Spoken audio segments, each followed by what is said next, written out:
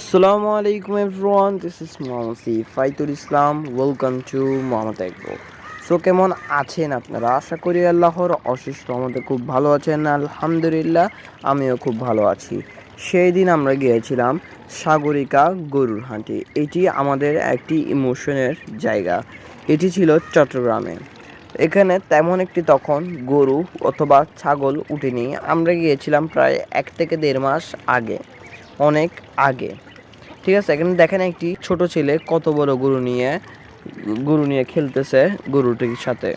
এটি ছিল মেবি বলদ গরু, এবং দেখেন কত ধরনের বাছুরও এখানে রয়েছে, এবং সাথে রয়েছে আমাদের বল্লা ভাই, তার সাথে রয়েছে আমাদের ছোট ভাই ইসরাফিল, এবং দেখেন এখানে কত অস্ট্রেলিয়ান গরু রয়েছে।